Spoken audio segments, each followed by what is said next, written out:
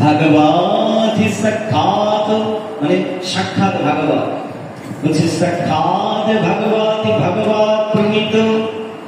এখানে বলছে সাক্ষাৎ ভগবান থেকে এই ভাগবত এসেছে। নামে বিদুরিসায় নামপি দেবাহ, কোন ঋষি কোন দেব থেকে এই ভাগবত কথা ভাগবত ধর্ম আসেনি। স্বয়ং ভগবান থেকে এই ভাগবত ধর্ম এসেছে। এই ভাগবত হচ্ছে অত্যন্ত জ্ঞান সমৃদ্ধ। ভাগবতের মধ্যে কি আছে? ভাগবতের মধ্যে আমি ক্ষুদ্র দিবাকর ভট্টাচার্য জগজাগতিক পরিচয় যতটুকু পেয়েছি, ভাগবতের মধ্যে আপনি পাবেন জ্ঞান, ভক্তি, আর সর্বশেষ হচ্ছে বৈরাগ্য। গীতার মধ্যে কি পাবেন? গীতার মধ্যে পাবেন 6টি কর্ম শতক, 6টি ভক্তি শতক, আর 6টি জ্ঞান শতক।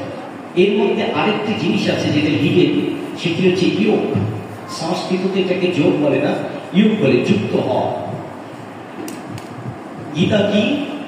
গীতা হচ্ছে ভগবানের মুখপদ্ম, মুখনিসৃত বাণী। ভগবান বিশ্ব পর্বে মহাভারতের যে যুদ্ধের বিশ্ব পর্বে 25 থেকে 42তম শ্লোকে যে কথাগুলো বলেছিলেন সেটি হচ্ছে শ্রীমদ্ ভগবত গীতা।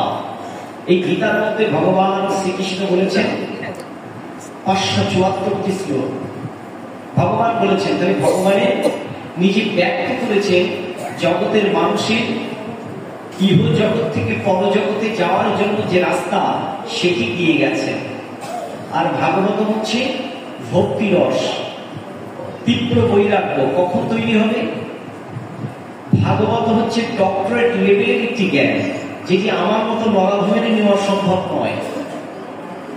আমরা যারা ভাগবতম স্টাডি করি, যারা ভাগবতম পড়ি, তারা যদি বেদ, বেদান্ত, উপনিষদ, গীতা, নারদ পঞ্চরত্ন বা অন্যান্য শাস্ত্র গ্রন্থ স্টাডি না করে যদি ভাগবতে আমরা প্রবেশ করি, তাহলে ম্যাক্সিমাম ক্ষেত্রে আমরা যে ভাগবতের বৃহৎ যে রসসমৃদ্ধ জ্ঞান বা বৃহৎ যে মহিমান্বিত জ্ঞান বা যে আমাদের পারমার্থিক চেতনায় যাওয়ার জন্য যে তীব্র বৈরাগ্য, সেটি আমরা ম্যাক্সিমাম ক্ষেত্রে বুঝতে ব্যর্থ হই, পদস্খলন হয়ে যায়।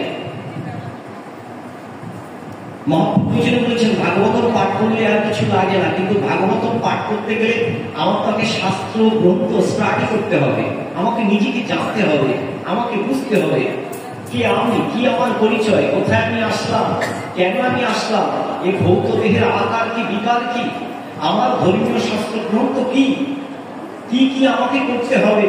তারপরে তো আমি আমার ভিতরে নির্মল ভক্তি উদয় হবে।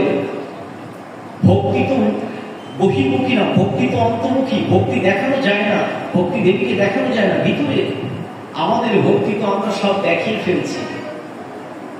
আমি আপনাদেরকে চরণ কমল ধরে বলবো, আমি যতটুকু সময় আপনাদেরকে প্রবচন করব, যদি বুঝতে অসুবিধা হয়, যদি কোনো প্রশ্ন থাকে সর্বশেষ, যদি আমার জানা থাকে অ্যান্সার দেবো, আর না জানা থাকলে বলবো, পরবর্তীতে জানিয়ে দেবো। কারণ বিশ্বজোড়া পাঠশালা সবার আমি ছাত্র। এই প্রভু তোমার জগৎ ভোলার নিচে আমার কথা নিয়ে দেওয়া, কত বড় মহত্বের কথা। ঈশ্বরচন্দ্র বিদ্যাসাগর বললেন, এই মহাসমুদ্রের মাঠে হাঁটাহাঁটি করছি, কতটা আপনি জ্ঞান নিয়েছেন? ফাউন্টেন যুগে বললেন, যতটুকু জল ধারণ করেছি আমি ততটুকু জানি, আর বাকিটা আমি জানি না। তাই আমাদের অ্যাটিটিউড যদি এটা হয়, I M A learned person, তাহলে আমরা কিছু নিতে পারবো না। যদি আমাদের অ্যাটিটিউড এটা হয়, I M A learning person, তাহলে আমরা অনেক কিছু নিতে পারবো। I want to change myself, আমি নিজেকে পরিবর্তন করতে পারবো। এই দৃষ্টিভঙ্গি আমাদের থাকা উচিত। হরে কৃষ্ণ। প্রেম সে বলো রাধা কৃষ্ণ প্রীতি প্রেমানন্দে। হরে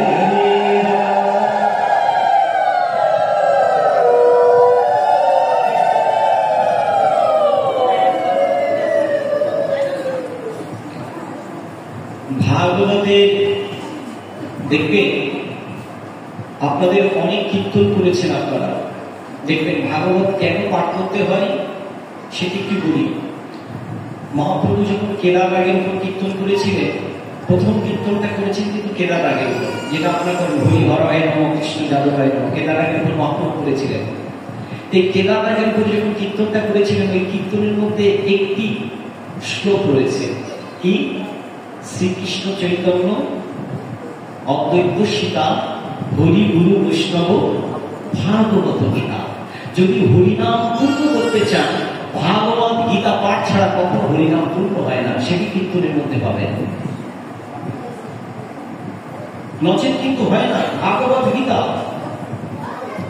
এটি কীর্তনের মধ্যে আমরা পাই। তাই ভাগবতকে কিভাবে শ্রদ্ধা করতে হবে, গীতাকে কিভাবে আমাদেরকে শ্রদ্ধা করতে হবে, কারণ ভগবান নিজেই বলছেন, হে পার্থ, গীতা আমার হৃদয় পার্থ, গীতা আমার হৃদয়, গীতা আমাদের সারতম, গীতা হচ্ছে সমগ্র বিষয়বস্তু সার, গীতা আমাদের উদ্গ্রহণ, গীতা জ্ঞান অভয়, গীতা আমাদের কর্ম গৃহ ব্রহ্ম রূপা সংশয়া, এটি আমার গৃহ। যিনি বেঁচে থাকতে গীতার জ্ঞান স্নান করেন নাই, মনুষ্য জীবনটা তার জন্য বৃথা। তাহলে আমরা গীতা ভাগবত শুধুমাত্র বাড়িতে লাল সাধু দিয়ে জমিয়ে রেখেছি, আর প্রতিদিন চন্দন আর মালা দিতে দিতে পৃষ্ঠা হয়ে যায়, একটি পাতাও পড়া হয় না, লাভটা কি আমাদের? আমাদের উচিত হচ্ছে পারমার্থিক চেতনায় উন্নীত হওয়ার জন্য আমাদের গীতা ভাগবত পড়তে হবে। কেন আমরা এই ভাগবতের প্রেম আসে না, বা মন আসে না, বা আমাদের ধর্মীয় পথে কেন আমাদের এত ছটফটানি, তার কতগুলো কারণ রয়েছে। সেটি কি?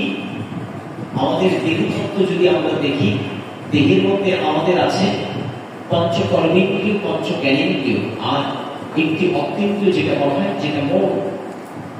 এই 10টি ইন্দ্রিয়কে পরিচালনা করে, সেটি হচ্ছে মন। ভগবান শ্রীমদ্ ভগবত গীতার 6 নম্বর অধ্যায় শ্লোক নম্বর 34-এ ভগবানকে অর্জুন জিজ্ঞেস করলেন, পার্থ, হে প্রভু, এই পৃথিবীতে সবচেয়ে ব্যতিব্যস্ত বস্তু বা পদার্থ কোনটি? ভগবান এক বাক্যে বলেছিলেন, সেটি হচ্ছে তোমার মন। চঞ্চল হি মন কৃষ্ণ প্রমাথি বলবৎ দৃঢ় তস্যাহম নিগ্রহম মন্যে বায়ীব সুদস্কার। হে কৃষ্ণ, মন অতীব চঞ্চল। বায়ুকে নিয়ন্ত্রণ করা যায়, কিন্তু মনকে নিয়ন্ত্রণ করা অতি কঠিন ব্যাপার। আমি কি করে আমার মনকে নিয়ন্ত্রণ করিব?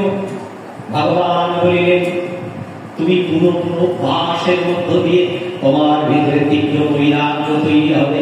এই তীব্র বৈরাগ্যের মধ্য দিয়ে তুমি জ্ঞানাগ্নি দ্বারা অজ্ঞানতাকে প্রশীভূত করে তুমি আমার কাছে আসতে পারবে। অভ্যাস করতে হবে। যিনি সুন্দর কীর্তন করছেন, হারমোনিয়াম, একটা সময় আমি সারগাম বাজাতে পারতেন না, সা রে গা মা পা ধা নি সা, এখন আন্দাজে বাজায়। খোল কি সুন্দর মৃদঙ্গ আন্দাজে বাজাচ্ছে। কেন? পুরো অভ্যাস। এটা অভ্যাস করতে হবে। ভগবান ভক্তি যোগে, অর্জুন ভক্তি যোগে আবার জিজ্ঞেস করলেন, প্রভু, আমি যদি অভ্যাস করতে অসমর্থ হই, তাহলে আমি কি করব? ভগবান বলছেন, অভ্যাসে অসমর্থোসি মৎকর্ম পরম ভাব মাদর্থং কর্মাণি কর্মাণ সিদ্ধিমমাপস্সোসি অথৈ তথা সত্তোসি কর্তুম মাদ্যেকম শ্রীকম সর্ব কর্ম ফলত্যাগম তৎকুরু যতম মম। যদি তুমি অভ্যাস করতে অসমর্থ হও, তুমি আমার সেবা করো। পত্রপুষ্পম ফলং জমি ভক্ত ভজছে, তুমি পত্রপুষ্প ফল জল আমার দ্বারা পুজো করো। ভগবানকে বলছেন, আমি ক্ষত্রিয়, যুদ্ধ করা আমার কাজ।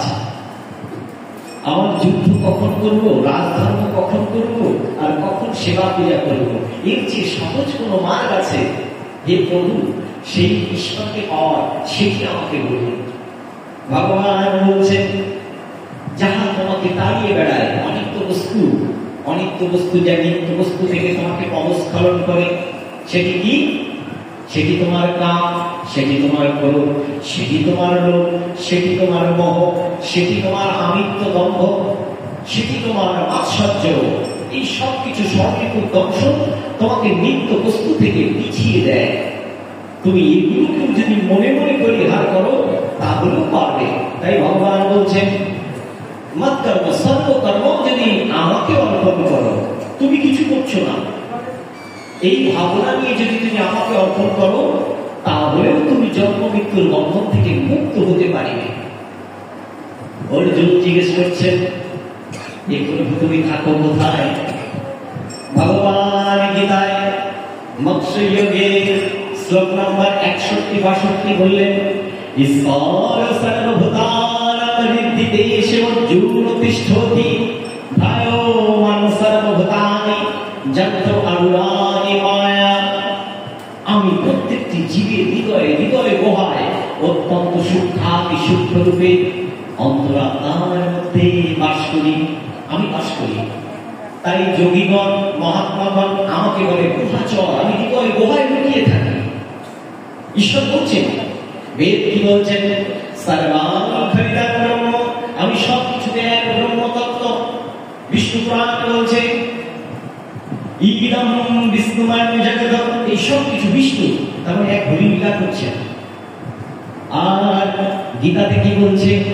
বহুনাম জন্ম নামান্তে জ্ঞানবান মম প্রপদ্যতে বসুদেবং সর্বমিতি সামহত্তসুদুর্লভঃ। বহু বহু জন্মের পর যিনি জানেন এক বাসুদেব আছেন, এক বাসুদেব ছিলেন, এক বাসুদেব থাকবেন, তিনি জন্ম মৃত্যুর বন্ধন থেকে মুক্ত হন। তিনি কি? তিনি অনন্ত, তিনি বিভু, তিনি চৈতন্য স্বরূপ, তিনি সর্বভূতে আছেন, তিনি নিরাকার, তিনি সাকার, তিনি আবার এই হৃদয়ের মধ্যে আছেন। ঈশ্বরকে জিজ্ঞেস করছে, দেখেন কি গুরু শিষ্যের কনভারসেশন। প্রভু তুমি হৃদয়ের মধ্যে থেকে কি করো? 9 নম্বর অধ্যায় রাজবিদ্যা রাজগুজ্জযোগ শ্লোক নম্বর 18 ভগবান বলছেন, গতির ভট্ট প্রভু সাক্ষী নিবাসং শরণং শ্রী প্রভাব প্রলয় স্থানং নিধানং বীজমব্যয়।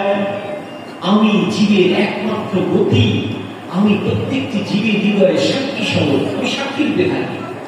আর কি? আমি প্রত্যেককে পালন করি, আমি প্রলয় কর্তা, আমি অব্যয় বিশ্বরূপ। যখন কেউ ছিল না হে জীবগণ, আমি ছিলাম, যখন কেউ থাকবে না আমি থাকবো। এই নিত্য, আমি যে তোমার দেহের মধ্যে আছি, সেই নিত্য স্বরূপকে আমাকে আশ্রয় করো। সেই নিত্য কৃষ্ণকে, হরিকে, সেই সচ্চিদানন্দ স্বরূপে আছে, তাকে আমরা কিভাবে আশ্রয় করেছি? তাকে পাওয়ার জন্য আমাদের মন কতটুকু বিগলিত, কতটুকু আমাদের ভিতরে আকুলতা রয়েছে। ব্রহ্ম সংহিতায় বলছে, ব্রহ্ম সংহিতায়, ঈশ্বর পরম কৃষ্ণ সচ্চিদানন্দ বিগ্রহ অনাদিরাদি গোবিন্দম সর্বকারণের কারণম। যিনি অনাদি আদি সর্বকারণের কারণ, সচ্চিদানন্দ রূপে আছে, সচ্চিত আনন্দ, আনন্দ স্বরূপ। কিন্তু আমাদের মধ্যে আনন্দ নেই কেন? তার একমাত্র আনন্দ, তিনি তো জীব জগৎকে আনন্দ দেওয়ার জন্য এসেছেন, মানব কল্যাণের জন্য। কিন্তু আমাদের মধ্যে নিরানন্দ, আমাদের মধ্যে সেই প্রীতি নেই, সেই ভাব নেই। ব্রজের ভুজাঙ্গা ভাবের মধ্যে আমাদের একজন মহাত্মা এসেছেন, উনি কালকে প্রবচন করবেন। এখানে সেবাইতে অনেক কথা হয়েছে। ওনার যে গুরুদেব, একজন মহাত্মা, যিনি স্বামীজি চলে যান 40 বছর পরে আমেরিকাতে গিয়েছিলেন, যিনি ভাগবত প্রবচন করেছিলেন, যার কতগুলো গ্রন্থ আমার কাছে, উদ্ধব সন্দেশ এবং আরো কিছু গ্রন্থাদি আমার কাছে আছে। ভাগবতের 5 খণ্ড আছে, মানে দশম স্কন্ধটা উনি লিখেছিলেন, আর বাকিগুলো লিখেছেন কিনা জানি না। দশম স্কন্ধের 1, 2, 3, 4, 5টা যেটা, ওটা আমার কাছে আছে, আমি স্টাডি করেছি ডক্টর মহানন্দ ব্রহ্মচারী, যিনি ডক্টর। তাহলে এরকম একজন মহাত্মা, তিনি দেখেন জগতের লোক কল্যাণের জন্য ছুটি দিয়েছেন, মানুষকে আনন্দ দেওয়ার জন্য, জগৎ সংসার সবকিছুকে বাদ দিয়ে। স্বামীজি বলেছিলেন, স্বামীজি তুমি তো বলছো আনন্দের কথা, আমি তো জগতে কোনো আনন্দ পাই না। ভারতবর্ষ আজকে অনাহারে অর্ধাহারে কাটছে, রাজপথে ফুটপথে সব আছে অনাহারে, কেউ খেতে পায় না, তুমি বলছো আনন্দ। স্বামীজি কি বলেছিল জানেন? বলছে, শোনো, উদ্ধব যেদিন ব্রজ গোপিনীদের কাছে দেখা করতে গিয়েছিল, তখন ব্রজ গোপীগণ কি আনন্দ, তারা কৃষ্ণকে বলেছিল, তোমার কৃষ্ণের কি ক্ষমতা, তুমি একটু বলো, আমাদের হৃদয় থেকে কৃষ্ণ যাক। তারা আনন্দকে পেয়েছিল। এরপর 22 বাজারে যখন বেত্রাঘাত করা হয়েছে হরিদাসকে, তখন হরিদাসকে বলছে যে তুই হরির কথা কেন বলিস, তুই তো লালিত পালিত হয়েছিস কোথায়, তুই তো বলবি অন্য কিছু। তাকে মারতে মারতে যখন ভাসিয়ে দেওয়া হলো, সে তারপরও অর্ধমৃত অবস্থায় ওই জলের মধ্য থেকে শুধু হরির নাম করছে। সে তো হরিকে ছাড়েনি, সে আনন্দের ছোঁয়া পেয়েছিল। লক্ষ হীরা যখন সেই হরিদাস ঠাকুরের বেনাপুরে এসে কি করলেন, তার সকল ব্রহ্মচর্য ব্রত নষ্ট করার জন্য যখন গিয়েছিলেন, পরপর 3 দিন তার শ্রবণ কীর্তন শোনার পরে ওনার রূপ যৌবন বৈভব সবকিছুকে ত্যাগ করে গুরুকে আশ্রয় করে বলেছিলেন আপনি দীক্ষা দিন। সে তো সব ছেড়ে দিয়েছিল, সে আনন্দের ছোঁয়াকে পেয়েছিল। আজকে আমরা আনন্দের ছোঁয়াকে পাইনি বলে আমরা অন্য কিছুকে আমরা এত বেশি মগ্ন, এত বেশি আমাসক্ত, সেই পরমকে দীপ্তি দিশে পেয়েও আমরা পরম সত্তাকে বুঝতে পারলাম না। উনি আছেন কোথায়? উনি আপনার হৃদয়ের মধ্যে আছেন। ভগবান বলছেন আমি তোমার হৃদয়ে আছি বলে তুমি কথা বলো, তুমি হাঁটো, তুমি পদব্রজে যাও, তুমি হস্ত দিয়ে আমার পূজা করো, তুমি চোখ দিয়ে দেখো, তুমি স্বপ্ন দেখো, মন দিয়ে অনুভব করো, তোমার ইন্দ্রিয় দ্বারা সকল রূপ রসগন্ধ শব্দ আস্বাদন, রূপ রসগন্ধ শব্দ স্পর্শ এগুলো আস্বাদন করো। কালকে যদি নিত্য বস্তু চলে যায়, বলবে ওটি মরা লাশ, ওকে আর বাড়ি রাখা যাবে না। যে সবচেয়ে প্রিয় ছিল সেও বলবে ওকে নিয়ে যাও শ্মশান ঘাটে, ওকে দহন করো। কে তোমার প্রিয়, যাকে প্রিয় প্রিয় মনে করেছ, আসলে সেও তো তোমাকে রাখবে না। একমাত্র আমি তোমার একমাত্র প্রিয় ছিলাম। উপনিষদ বলছে, উপনিষদ বেদ বলছে একটি ডালের মধ্যে 2টি পাখি থাকে। এক পরমাত্মা রূপে পাখি যিনি সাক্ষী রূপে থাকে, তিনি দেখেন, আর কি জীবাত্মা রূপে আমি পাখি। অত্যন্ত সন্নিকটে বাস করি আমরা। আমরা কি 2টি ফল খাই? এক, যদি আমরা সুখ নামক ফল খাই সর্বপদ, আর যদি সুখ নামক ফল থাকে দুঃখ নামক ফল খাই, তাহলে আমরা পৃথিবীতে দুঃখ পাবো। এই সুখ দুঃখে বুদ্ধিজীবী তার আর জন্ম মৃত্যু হবে না, তিনি নির্গুণে চলে যাবেন। তাহলে দেবতন্ত্রটা আগে বুঝতে হবে আমাদের। ঈশ্বর বলেছেন যা ব্রহ্মাণ্ডে আছেন, স্বামীজি বলছেন যা ব্রহ্মাণ্ডে আছে তা তোমার ভাণ্ডের মধ্যে আছে। এই ভাণ্ডটাকে আগে ভাঙো। কালকে ঘট স্থাপন করবেন, ওই ঘরটাকে, ওই ঘরটা আপনি। ওই ঘটের উপরে যে শিব ডাক, যে চৈতন্য স্বরূপ, ওই চৈতন্য ডাক স্বরূপ ওর সাথে কানেক্ট হতে হবে। আপনি নিজেও বুঝবেন না যে কেন ওটা ডাক দেওয়া হচ্ছে। এই ডাক ফলটাকে, ওই ফলটা আপনি আছেন, আর ভিতরে যে জল আছে নির্গুণ ব্রহ্মতত্ত্ব, আর ভিতরে যে ঘাটটা আছে ঘাড়ের মধ্যে সবকিছু কেন, এগুলো প্রত্যেকটি একটা পিওর সায়েন্স। সনাতন ধর্ম পিওর একটি সায়েন্স। এই সায়েন্সকে না বুঝলে কিচ্ছু হবে না। আমরা শুধু হিন্দু ঘরে জন্মগ্রহণ করেছি বলেই হিন্দু, এটা ভুলে যাওয়া। হিন্দু মানে হলো যিনি হিংসাকে বর্জন করতে পারেন তিনি হিন্দু হয়ে যান। কেন আমরা সনাতন? যাহা পূর্বে ছিল, যা বর্তমানে আছে, যা ভবিষ্যতে থাকবে, সেটি সনাতন। তাহলে সনাতন অংশটা আপনার হৃদয়ে বাস করে, সেই সনাতন শক্তিকে আপনি জাগ্রত করলেন না, কোনো লাভ নেই। আমরা বৈদিক কেন? আমরা বেদকে মান্য করি। আর্য ঋষিগণ তারা বেদের পরতত্ত্ব সীমার যে জ্ঞান ধ্যানস্থ হয়ে তারা এনেছিলেন, তাদের অনুকম্পায় আমরা পেয়েছি। আর সেই বেদের নির্যাসস্বরূপ যে জ্ঞান, বেদের কাণ্ড ভাঙলে হয় ব্রাহ্মণ, আরণ্যক, সংহিতা, উপনিষদ আর ভগবান গীতা পাঠ কেন করলাম? ভগবান বলছেন 4 নাম্বার ধ্যান নিয়োগে সর্বগুণী সদকাম জগধানবালনন্দন পাঠ্য বৎসসুরে ভক্তা দুগ্ধং কৃতামৃতমহ। সমগ্র উপনিষদ গাভীষণ আমি দহনকর্তা কৃষ্ণ। হে অর্জুন তুমি বাঁচো। হে অর্জুন কারা? এখানে আমরা যারা বসে আছি সবাই। অর্জুন তুমি বাঁচো। আর এই গীতার অমৃত কথন দিতে পারে কারা? শুধু ভক্তগণ, সকলেই নিতে পারে না। এই জন্য ভগবান বলছেন উৎক্রান্তমপি ভুঞ্জানম বকুরামিত বিমুড়া পশ্যন্তি পশ্যন্তি গচ্ছুসুয়া यतन्त जगीत च एनं पश्यन्ति आत्मवस्थितं यतन्तो वियाकृतात्मानो नयनं पश्यन्ति अचेतस्वा। যে সকল মনুষ্যগণ মায়ার অধিকারী, যারা বুঝতে পারে না আমি দেহ নই, আমি দেহি, আমি শরীর নই, আমি শরীরই, আমি পরম ব্রহ্মের অনুচৈতন্য হিসেবে দেহের মধ্যে বাস করি, তিনি বুঝতে পেরেছেন। বলে যারা যোগী তারা যত্নশীল হয়েছে। আমি জানি দেহটা নশ্বর, দেহ থাকবে না, কিন্তু বিবর্তন বাদে যত সৃষ্টি হয়েছে সর্বশ্রেষ্ঠ জীব হচ্ছে মানুষ। কারণ একমাত্র এই মনুষ্য দেহ দিয়েছে সাধন ভজনের উপযোগী দেহ।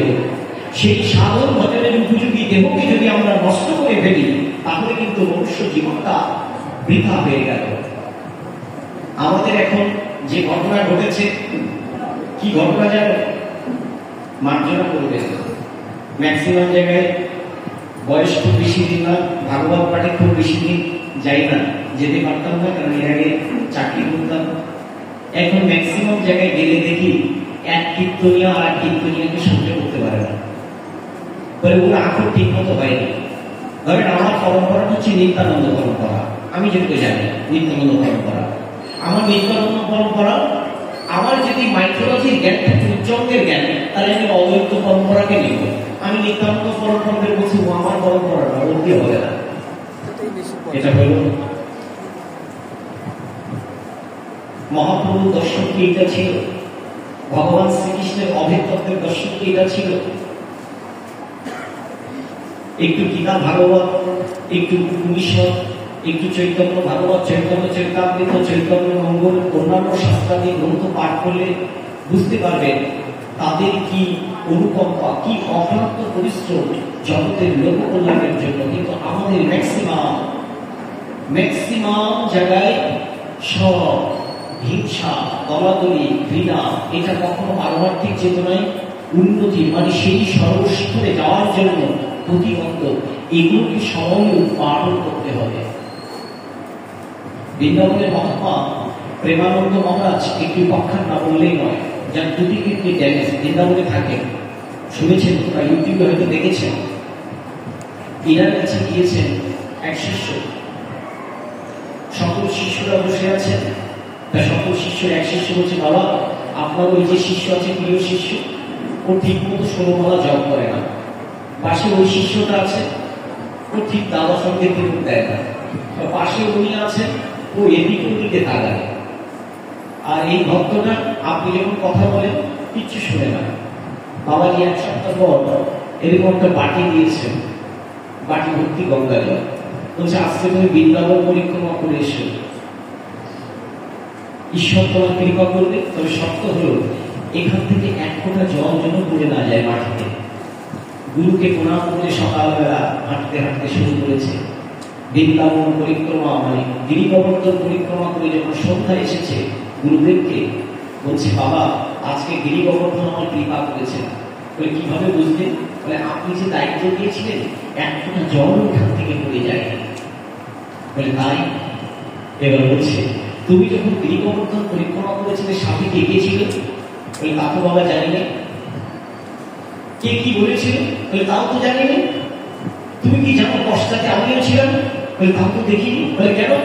বলে মনটা তো ছিল বাবা জলের উপর, কে আসলো কে গেল, কে কি খাচ্ছে কে কি করছে, কে শুদ্ধ কে অশুদ্ধ, এটার জন্য তো পরম ব্রহ্ম ডিউটি পালন করছে। অন্যান্য দেবতারা আছে, মহাত্মারা আছে। আমার নিজের উন্নয়নের জন্য, আমার নিজের ডেভেলপমেন্টের জন্য আমি কতটা যত্নশীল হয়েছি। তাই ভগবান বলছেন তুমি যত্নশীল হও তোমার আত্ম উন্নয়নের জন্য।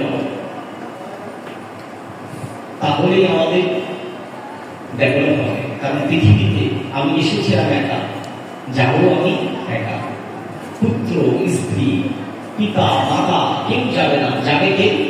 ধর্মই যাবে, ধর্মই একমাত্র যাবে। তাই ধর্মকে আশ্রয় করবে, ধর্মকে আশ্রয় করিলেই আমাদের মুক্তি।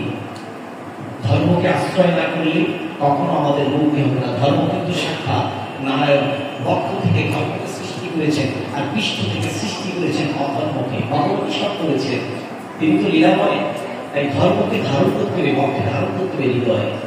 কোনো প্রকার সংঘাত করা যাবে না, দলাদলি করা যাবে না। কালকে আমাদের পাটবাড়ি গুরুদেবের ছেলে এসছে, আমরা অনেক সময় একসাথে পাঠকরা মিলে থাকলে কিছু ডিপ এক্সচেঞ্জ করি। তাই বললাম, দাদা আমি তো সাত্বিক আহার করি, জানি না আমার ভিতরে সাত্বিক ভাবটা এসেছে কিনা। তা বলতে বলতে আমরা কিছু তো বক্তা বলেই ফেললাম যে কিছু মানুষ এখন নতুন করে তারা বলা শুরু করেছে যে খাদ্যটাই মনে হয় ধর্ম, ধর্ম পালন করার জন্য খাদ্য আমাকে সহযোগিতা করবে। এটা সত্য, ইটস ট্রু, সাত্বিক আহার করতে হবে, কিন্তু ওটাকে ফান্ডামেন্টাল মনে করে যদি আমি সাধন ভজন না করি, ও আহার করে বাবা কোনো লাভ হবে না। ভগবান বলছেন 3 প্রকার আহার। আহার তো পৃথিবীর ভগবতী প্রিয় যজ্ঞ তাপ তদারং ভেদামিমং শ্রীণু আয়ু সাধবারোগ্য সুখ বিধি বিবর্ধনা রসায় স্নিগ্ধা স্থির নিতাহার সত্বিক ক্রিয়া কটুকম্লতুম চ তীক্ষ্ণরক্ষ বিদাহীন আহার রাজস্ব দুঃখ শোক আমায় প্রদান। আমরা যদি শাস্ত্র পড়ি বলছে 3 প্রকার আহার। আমিষ নিরামিষ ভুলে যায়, সাত্বিক আহার, রাজসিক আহার, তামসিক আহার। সাত্বিক আহারটা কি? যাহা আমার বল কারক, তেজ কারক, পুষ্টিবর্ধক, সেটি আমাকে সাত্বিক আহার করতে হবে। সাত্বিক আহার করলে কি হয়? সাত্বিক আহার করলে আহারের মধ্য দিয়ে আমার ভিতরে চেতনা শুদ্ধ হয়, আমার মনের ভিতরে ভাব শুদ্ধ হয়।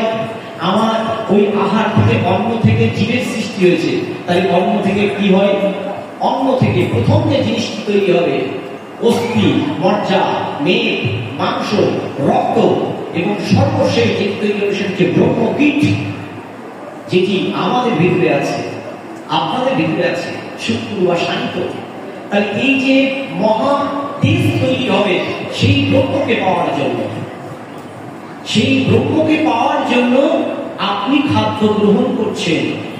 এটা নিয়ে দম্ভ করা যাবে না, করিলেই শেষ।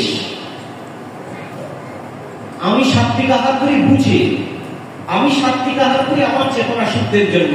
হে ভগবান, আমি যেন কামাসক্ত না হয়ে যাই, আমি যেন সর্ববিভূত দর্শন আমার ভিতরে না করে, আমার জন্য জগজাগতিক অ্যাট্রাকশনটা আস্তে আস্তে কম হয়। এই জন্যই বলেছে আহার শুদ্ধিকরণ। কিন্তু ওটা নিয়ে বাড়াবাড়ি করলে কখনো আপনার চেতনার ওই জায়গায় যাবে না, ওই জায়গা থেকে বেরিয়ে আসতে হবে। আর আমার কাছে যারা অনেক শিষ্য, অনেক মহাত্মা ধরেন, আমি বললাম, বাবা আপনি তো মাছ মাংস ছেড়ে দিয়েছেন, আমিও তো ছেড়ে দিয়েছি, কিন্তু আপনি রাজসিক খাদ্য বলতে কি বুঝেন জানেন? যদি অত্যন্ত তেলযুক্ত, মশলাযুক্ত, অত্যন্ত ঘৃতযুক্ত, স্বাদযুক্ত ওটাও যদি খাদ্য গ্রহণ করেন, তাহলে ওটাও কিন্তু আপনার কিছুটা হলেও রজগুণ তৈরি হবে আপনার ভেতরে। আর তমোগুণ কি? গীতা বলছে 3 ঘন্টা রান্না করার পর যদি কোনো রান্না গ্রহণ করা হয়, সেটি কিন্তু হয়ে যায় তামসিক আহার। তারপরে আমাদের উচ্চ অঙ্গের চেতনায় যদি আমরা যেতে চাই, তাহলে আমাদেরকে আস্তে আস্তে নিজেদেরকে ওই স্তরে নিয়ে যেতে হবে। তাহলেই আমাদের পরমা কল্যাণ, পরমা মুক্তি হবে। নচেত আমরা কিন্তু মুক্ত হতে পারবো না। এই পৃথিবীতে আমরা সময় এসেছি এই দেহকে কাজে লাগিয়ে আমি যাতে মুক্ত হতে পারি, সেই প্রভুকে পেতে পারি, পরম চৈতন্য স্বরূপকে, চেতনাকে পেতে পারি। একটি এক্সাম্পল দিয়ে বুঝতে পারবেন। আমাদের প্রত্যেক দিন আমাদের যখন দাঁত অপরিষ্কার থাকে, আমরা দাঁত মাজি কয়বার? 2 বার। আমরা প্রতিদিন ঘরে ঝাড়ু দিই, গায়ে জামা আমরা ইস্ত্রি করি, আমরা প্রতিদিন আমরা চেষ্টা করছি বেডশিট থেকে শুরু করে সবকিছু পরিষ্কার করতে। থালা বাসন প্রতিদিন 2 থেকে 3 বার আমরা মাজি। কিন্তু প্রশ্ন হলো, আপনার দেহের ভিতরটাকে পরিবর্তন করার জন্য, পরিষ্কার করার জন্য, চেত দর্পণ মার্জন, মহাপ্রভু যে কথা বললেন, চেত দর্পণ মার্জন, আপনার চিত্তকে দর্পণ মার্জন করার জন্য ওটাকে কতবার মার্জন করেন? কতবার গীত ভাগবত পড়েন? কতবার গুরু গায়ত্রী জপ করেন? কতবার গুরু গায়ত্রী জপ করেন? কতবার আপনি মহাত্মাদের শরণাপন্ন হন? কতবার? করছি না। তাহলে আমরা যদি এই সব কাজগুলো না করি লাভ হবে না। আমরা অবশ্যই সাধন ভজনের চেষ্টা করব, সাধনটাকে যেন আমাদের অন্তর্মুখী করতে পারি। অন্তর্মুখী করিলেই আমাদের উন্নয়ন। আর যদি অন্তর্মুখী না করে যদি বহির্মুখী হয়ে যায় তাহলে কিন্তু পদস্খলন হয়ে যাবে। ভগবান বলছেন দুজন ব্যক্তিকে কখনো ফাঁকি দেওয়া যাবে না। একটা হচ্ছে জীবাত্মা রূপে আপনি যাহা যা করছেন সবই আপনি জানেন, আর পরমাত্মা রূপে আমি হৃদয়ে আছি, আমি সবকিছু দেখছি। তাই আমি যেন আমার নিজেকে না ঠকাই, কাউকে ছোট করা, কাউকে আঘাত করা, কাউকে আন্ডারস্টিমেট করা, এটা কিন্তু আমার উদ্দেশ্য নয়। শাস্ত্রে যেটা বলেছেন সেটাই বোঝানোর চেষ্টা করছি। ভগবান ষোড়শ অধ্যায় শ্রীমদ্ ভাগবত গীতা এই শ্লোকটা বলছেন, দুটি শ্লোকের কথা ভগবান বলছেন যে শাস্ত্রবিদম উৎসীচ ভট্টাতে ক্ষমকারতঃ না সসিদ্ধিং ন আপনোতি না সুখং ন পরাং গতি তস্মাৎ শাস্ত্র প্রমাণং তে কার্য ব্যবস্থিতো জ্ঞাত সক্ত বিধানক্ত কর্ম কর্তুম ইহারসি। যিনি শাস্ত্র বিধিকে ত্যাগ করে নিজের ইচ্ছা মতো কর্ম করেন, হে কর্তেও ইহ জীবনে তার সুখ নেই, পর জীবনে তার শান্তি নেই, শাস্ত্রই তাহার প্রমাণ। মহাপ্রভু কি বললেন? সকল শাস্ত্রে মুনির করমান, আমার সবা জীবের হয় শাস্ত্র দ্বারা জ্ঞান। শাস্ত্রের বাইরে আমরা কেউ যেতে পারবো না। সকলকে শাস্ত্র অনুযায়ী জীবন যাপন করতে হবে। সেটা আমি হই, আমার সাথে যিনি এসছেন ব্রাহ্মণ বৈষ্ণব, দিলীপ ভট্টাচার্য, আরো যারা মহাত্মারা এসেছে, সকলকে শাস্ত্র দ্বারা জীবনযাপন করতে হবে। তাহলেই আমাদের উন্নয়ন হবে, নচে আমাদের উন্নয়নের রাস্তা কিন্তু বন্ধ হয়ে যাবে। প্রেম সে বলো রাধা কৃষ্ণ প্রীতি প্রেমানন্দে হরি হরি।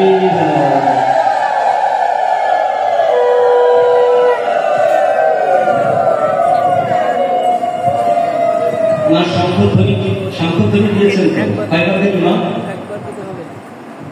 একবার। যদি আজকে ওই প্রসঙ্গে যেতাম একটু বলে যাই, একটু কাজ নিয়ে যাই বাবা, একটু অনুমতি দেন।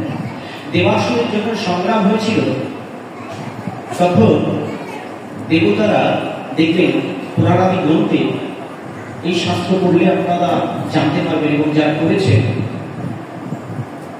দেবতারা ভগবান আদি নারায়ণ উনি যে শঙ্খ ধারণ করেছেন তার 14টা জিনিস উঠেছিল সমুদ্র মন্থন থেকে। শঙ্খ ধ্বনি করেছিলেন দেবতারা দৈব শক্তি অনুসারে 3 বার। প্রথমবার শঙ্খধ্বনি করলে কি হয়? হে প্রভু তুমি সৃষ্টি করো। দ্বিতীয়বার শঙ্খধ্বনি করলে কি হয়? হে প্রভু তুমি আমাদেরকে পালন করো। তৃতীয়বার শঙ্খধ্বনি করলে কি হয়? হে প্রভু তুমি সকল অপশক্তির নাশ করো। আর চতুর্থবার ভগবান আর করেননি, দেবতারা করেননি, চতুর্থবার করেছিল অসুররা। তাই এক টাইমে 4 বার করলে আসরিক শক্তিকে আবাহন করা হয়।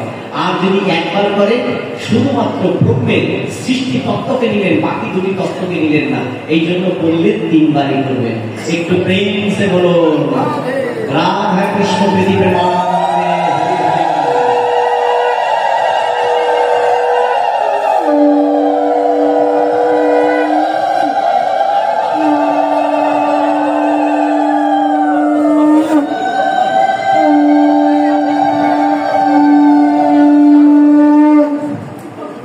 हरे कृष्णा हरे कृष्णा हरे कृष्णा राधे राधे राधे राधे।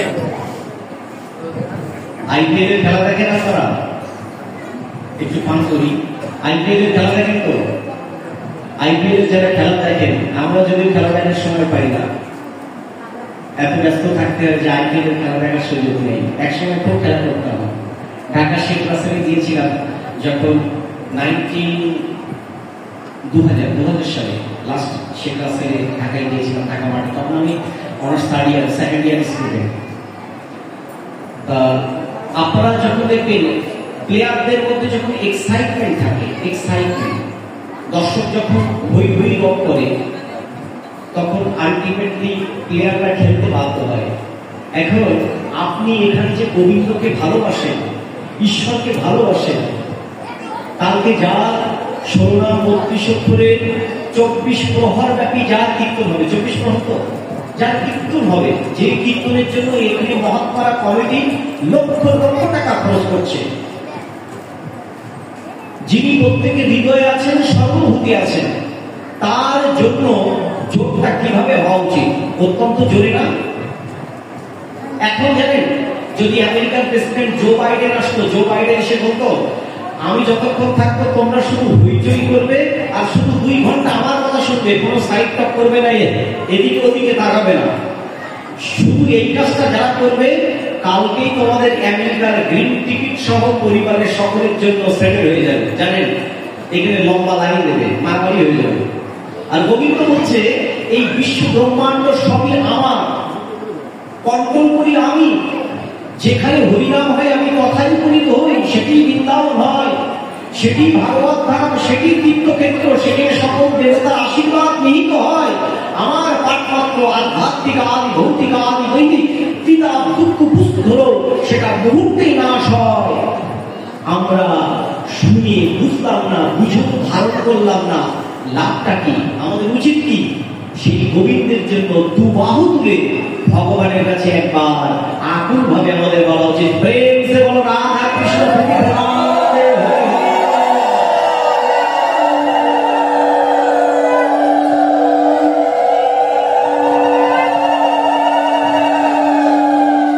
এটি করিবে।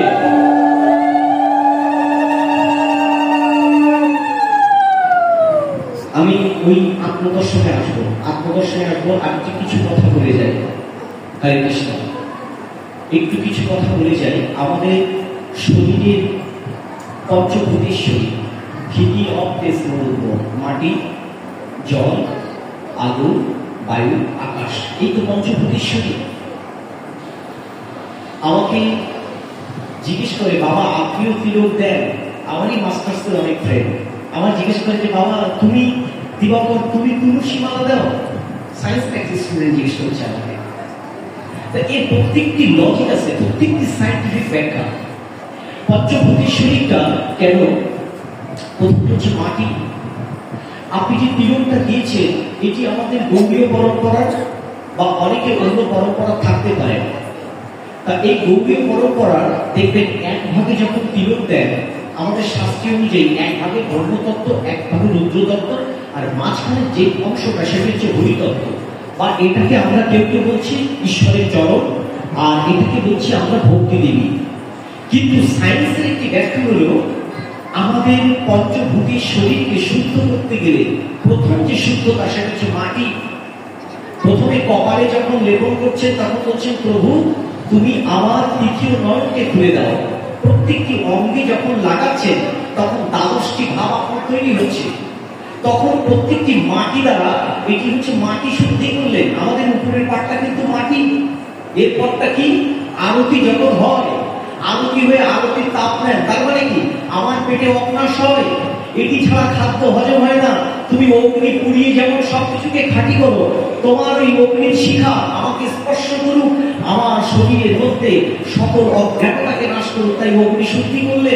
অথবা সূর্যের আলো যারা নেন, আমি আশ্রম করেছি ওম বিষ্ণু বিষ্ণু পদ বিষ্ণু পরম আকর্ষণ বিষ্ণু, বিভিন্ন মন্ত্র চয়ন করেছি। কেন? তুমি আমার ঠোঁটকে শুদ্ধ করো। আমরা স্নান করি, তার মানে জল শুদ্ধি। আমি প্রাণায়াম করি, অনুলোম বিলোম করি, এটি বায়ু শুদ্ধি। এরপরে কি? তু বাহু তুলে সর্বধর্মান পরিত্যাজ্যম মামেকম শরণাম ব্রজম ওম ত্বাং সর্বপাপেভ্যো মোক্ষয়িষ্যামি মা শুচি। আকাশ শুদ্ধি, এই বিশ্ব ব্রহ্মাণ্ড তুমি সব ধারণ করেছ, তাই সবকিছুকে তোমার কাছে অ্যাবসলিউটলি সারেন্ডার করে নাও। শুদ্ধ করে নেন দেহকে, তাই প্রতিনিয়ত আমরা শুদ্ধ করছি। আমাদের সনাতন ধর্মের এই বিশুদ্ধ জ্ঞানকে আমাদেরকে ভালো করা উচিত। কেন আমি করি, কেন আমি দিই, কি কারণে এটি দিলে আমার লাভটি কি? নচেত আমরা কিন্তু আমাদের যে নেক্সট জেনারেশন, তারা ম্যাক্সিমাম ধর্ম থেকে বিমুখ হচ্ছে।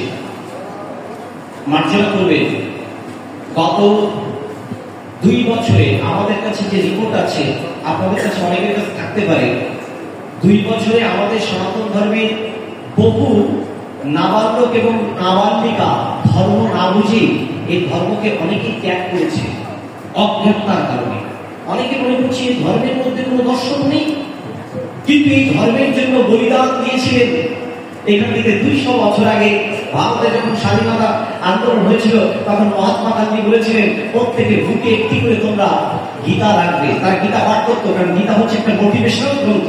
এটি ইন্সপিরেশন, মোটিভেশন, একটা মানুষকে বিলিভ, এনকারেজ, ডিটারমিনেশন, একটা মানুষের মধ্যে যেটা বলেন হিলিং পাওয়ার, এটাকে ডেভেলপ করে গীতা। তার মধ্যে তুমি গীতা পড়ো। আজকে আমার বাচ্চাদের কয়েকজনের হাতে আমরা গীতা তুলে দিই। কটা বাচ্চাকে বলি, তারা তো বলতেই পারে না গীতার যে নিগুড় তত্ত্বের জ্ঞান, এই জ্ঞানটা আপনি কখন দেখেছেন? ওপেন হুইমার যখন ভারতবর্ষে এসেছিল, তারা বলেছিল, মা কথা বলো না মা, তিনি বলেছিল যে আজকে যে এটম বোমার তত্ত্ব আবিষ্কার করলাম সেটি হচ্ছে তোমাদের গীতা থেকে। তখন উনি বললেন কোথায় পেয়েছি জানো? গীতার 11 অধ্যায়ে। উনি যখন বললেন 11 অধ্যায়ে যখন আমরা রিসার্চ করে দেখলাম, উনি বৃহৎ থেকে বৃহৎ হতে পারেন, আবার ক্ষুদ্র থেকে ক্ষুদ্র হতে পারেন। তখন আমরা 3টি পদার্থ পেলাম, প্রোটন, নিউট্রন, ইলেকট্রন। এই 3টি পদার্থ সংমিশ্রণে আমরা তৈরি করলাম এটম বোমা। তারা অন্যভাবে এটম বোমা তৈরি করবো, আমরা কি তৈরি করেছি? আমাদের সনাতন ধর্মের যে দর্শন, এর ভিতরে যে নিগুড় তত্ত্বের জ্ঞান, কল্পনায় আমরা করতে পারি না। আজকে একটা বিজ্ঞান থিওরির কথা বলেন, আজকে আমরা বলছি 56 লক্ষ জনি অতিক্রম করার পর মনুষ্য গতিপ্রাপ্ত হয়। আর শ্রীমদ্ ভাগবত গীতা সেখানে বলছে 84 লক্ষ জনি অতিক্রম করলে গতিপ্রাপ্ত হয়। গীতা অ্যাডভান্স লেভেলের তথ্য দিয়েছে বহু আগে। একটু প্রাণ খুলে চেষ্টা করবেন ভাগবত কথামৃত শ্রবণ করার। কারণ ভাগবতের শ্লোক বলছে শ্রবণম কীর্তনম বিষ্ণু শরণম পরশগীতম বন্দো নমর্চুনম সাক্ষম দর্শনাত্মনিবেদনম। ভগবানকে পাওয়ার জন্য নবমীরা ভক্তির মধ্যে প্রথম যে স্তরটি বললেন সেটি কি? শ্রবণ। আমরা তো শুনতে চাই না, আমরা সব বলতে চাই। সব দিবাকর কি বলবে? সব জানা। এখন আমার যদি সব জানা হয়, আমার এক গুরুজি বলেছিলেন যে বাবা তারা যেগুলো করতে পারে জানা জানো। আমার গুরুর কাছে যখন গিয়েছিলাম, তখন গুরুজি একটা খুব সুন্দর করে বলেছিলেন, 2টি পাত্র দিয়ে। একটা পাত্র হচ্ছে ময়লা জল, প্র্যাকটিক্যাল ট্রেনিং দিচ্ছে। একটা ময়লা জল আছে, বলে দেখো উপর থেকে যত জল দেই না কেন, সব জল দেখো একটা ভালো জল যাচ্ছে না, ভিতরে কিন্তু ময়লা জল আছে। আর এই খালি জলটা, এই খালি জল যেটা খালি পাত্র রেখেছি, শুধু উপর থেকে দেখো সাদা জল দিয়েছি, দেখো সব সাদা সাদা। বলে যারা সব জানে তাদের ওই ময়লা জল ফেলতে সময় লেগে যায় 1 বছর, আর নতুন করে ভালো জল ভিতরে দিতে লাগে 1 বছর। আর যাদের গ্লাসটা খালি, শুধু দিলেই হয়, গ্লাসটাকে খালি করতে হবে। আমি কিচ্ছু জানি না, আমি জানতে চাই, প্রভু আমি কিচ্ছু জানি না, এই সবই তোমার। এই দৃষ্টিভঙ্গি আমার থাকতে হবে। তাই তো ভাগবত যখন প্রবচন করেছিলেন বেদব্যাস তরয় সুখদেব গোস্বামী, আপনারা জানেন ভাগবতের প্রথমেই আছে সুখদেব গোস্বামী কিভাবে করেছিলেন, ভাগবত কেন রস সমৃদ্ধ হলো। ভগবান নারায়ণ প্রথমেই জ্ঞান দিয়েছিলেন ব্রহ্মাকে, ব্রহ্মা সেই জ্ঞান দিয়েছিলেন মানসপুত্র দেবর্ষী নারদকে, দেবর্ষী নারদ সেই জ্ঞান দিলেন বেদব্যাসকে, বেদব্যাস সেই জ্ঞান দিলেন সুখদেব গোস্বামীকে, সুখদেব গোস্বামী সেই জ্ঞান দিলেন পরীক্ষিত মহারাজকে। কিন্তু একটি কারণটা কি জানেন?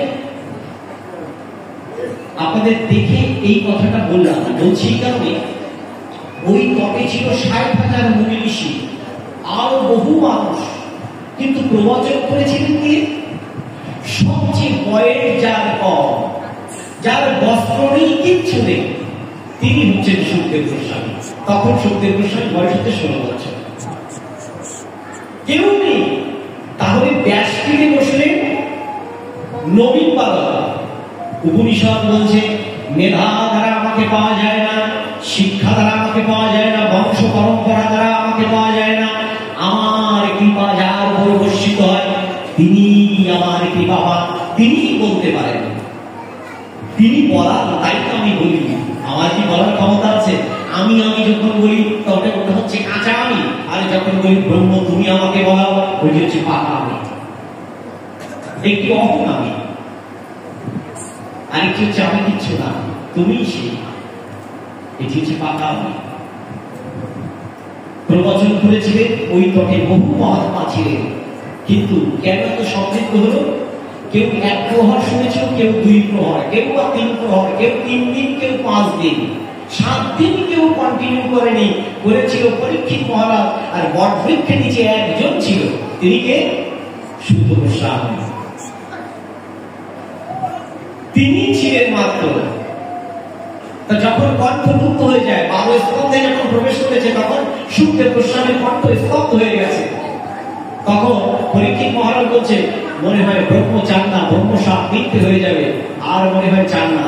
সুখদেব গোস্বামী ব্যাসপীঠে বলেছিলেন, পৃথিবীর কোনো শক্তি নেই যে তোমার এই দেহকে, তুমি যদি স্বেচ্ছায় চাও, শুধুমাত্র তোমার জ্ঞানান্তর প্রাপ্তি হবে, কারণ তোমার দেহের ভিতরে সব ব্রহ্মময় হয়ে গেছে। উনি প্রস্থান করেছিলেন। সর্প যখন উনি দংশন করেন, তখন উনি দেখেন উপর থেকে সেই সকল ঋষিগণ মহাত্মাগণ দেখেন দিব্য রথে যেন কি একজন যাচ্ছে। তখন সেই ঋষিগণ ছুটেছিলেন সুখদেব গোস্বামীর কাছে, গিয়ে জিজ্ঞেস করেছিলেন যে কি এমন বলেছিলেন যে যার 29টি ক্রিয়া হয়নি, কিন্তু তার দেহ থেকে একটা জ্যোতির্ময় বেরিয়ে গেল, তার দিব্য চক্ষে দেখলে, জ্ঞান চক্ষু দ্বারা। তখন বলেছিলেন এটি হচ্ছে সেই ভগবানের অমীয় জ্ঞান, ভাগবতের জ্ঞান। তিনি শ্রদ্ধা সহকারে শ্রবণ করেছিলেন, শ্রদ্ধা ভক্তিযুক্ত হয়ে বিনম্র চিত্তে, নচেত হয় না, অর্ধমুখিত অবস্থায় তিনি শ্রবণ করেছিলেন। আর তোমরা কন্টিনিউ করেন, কিন্তু একজন করেছিল, তিনি কে? বটবৃক্ষে নিচে ছিলেন। যদি ভাগবতম শুনতে চাও, তার কাছে যাও। সুখদেব গোস্বামী কিন্তু বলেনি, পরবর্তীতে তার মধ্যেই কিন্তু ভাগবত প্রবচন হয়েছিল। তাই আমরা যারা উঠে যায়, চলে যায়, 1 প্রহর 2 প্রহর, 1 ঘন্টা 2 ঘন্টা এদিকে ওদিকে তাকায়, এটি ভাগবতের স্পষ্ট লেখা, সেবা অপরাধের 32টি অপরাধের মধ্যে এই অপরাধগুলো পড়ে। এগুলো করবেন না কখনো। আমি এত হাঁটি যাব না, আজকে প্রথম এসেছি, বলবেন এই লোকটাকে আর নিয়ে আসা যাবে না, এত হাঁট কথা বলে। এই জন্য অল্প কিছু বললাম, মানে দেখছি বিকৃত থাকা যাবে না। অনেক মহাত্মা আছেন, অনেক জানেন, আমি জাস্ট আপনাদের ওইগুলো কি করছি, একটু রিভিউ করছি মাত্র। আমরা এই ভাগবত আসলে আসি কিন্তু নিজেদের মধ্যে চেতনা শুদ্ধির জন্য, আমাদের ভিতরে নিজেদের মধ্যে কানেকশন হতে পারে। আমার মোবাইলে 100% চার্জ দেওয়া, খুব সুন্দর কথা বলি, কিন্তু এই মোবাইল আপনি 1 সপ্তাহ আপনার বালিশের নিচে রেখে দেবেন, কোনো চার্জ দেবেন না, খুলবেন দেখবেন চার্জ 1% 2% আছে। তাহলে বুঝতে হলো কেমন করে ওই চার্জ চলে গেল। প্রকৃতির স্বাভাবিক নিয়মে ওটা চার্জ এমনি চলে গেছে। আপনি যদি ভাগবত আসলে না আসেন, আপনি যদি সাধু সঙ্গ না করেন, তাহলে চার্জ চলে যাবে। তাই বলছে চার্জ নেওয়ার উপায় কি? সাধু সঙ্গ।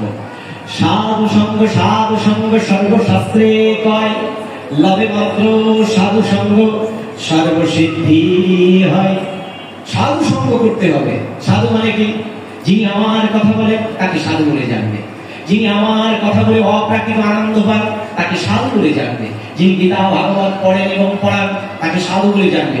সাধুদের কখনো দোষ ধরবে না, আর আমরা তো সাধুদের দোষ ধরি। ও হয় না, ও দিয়ে হবে না। যেমন একজন পাঠে গিয়েছি, আমার মালাটা সাধারণত ভিতরে থাকে, শ্যামল কোন একটা জায়গায়, নাম বলছি না। তা হঠাৎ করে বলল বাবাজি অনেক সুন্দর পাঠ করছে, বাবাজি তো মালা নেই। তাই ঠিক আছে, আপনি ওটাই দেখেছেন, বাকিগুলো আর দেখেননি। বলে উনি ওটা দেখেননি, দেখেছেন আমার মালা নেই। মালা তো ভিতরে, মালা তো আমার ভিতরে, কৃষ্ণ তো আমার ভিতরে রয়েছে, মালা তো আমাকে করতে হবে। আমি তো মালা করবো, অবশ্যই করবো, করবো না কেন? এটি আমার গৌরীয় ধারা।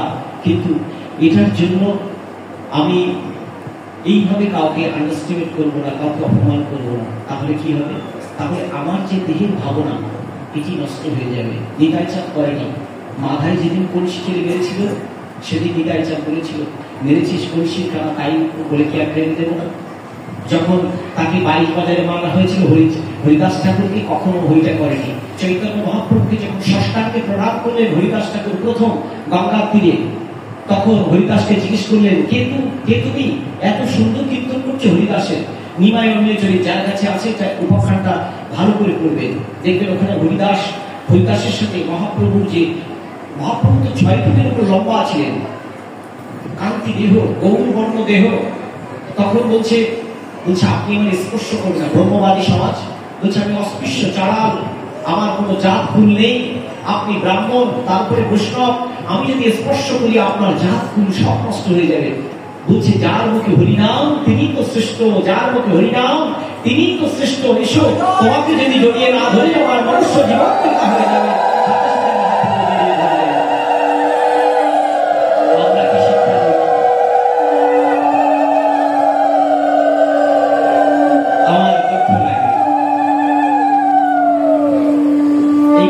আমরা কোনো মতেই করব না।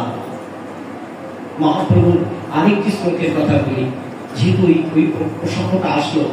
চৈতন্য ভাগবতের মধ্যলীলায় 18 নম্বর অধ্যায়, চৈতন্য ভাগবতের মধ্যলীলায় 18 নম্বর অধ্যায়। ব্যাপদেশে মহাপ্রভু শিখায় সবারে, পাছে মোর শক্তি আছে, কোন জন নিন্দা করে। লৌকিক বৈদিক আছে যত বিষ্ণু শক্তি, সবার সম্মানে হয় কৃষ্ণ গৃহে ভক্তি। দেবদ্রোহ করিলে কৃষ্ণের হয় দুঃখ, গণ সহ করিলে পূজা কৃষ্ণের হয় সুখ। কৃষ্ণকে পূজা করে বলছে গণ সহ দেবতাকে কি করো? সম্প্রদান করো।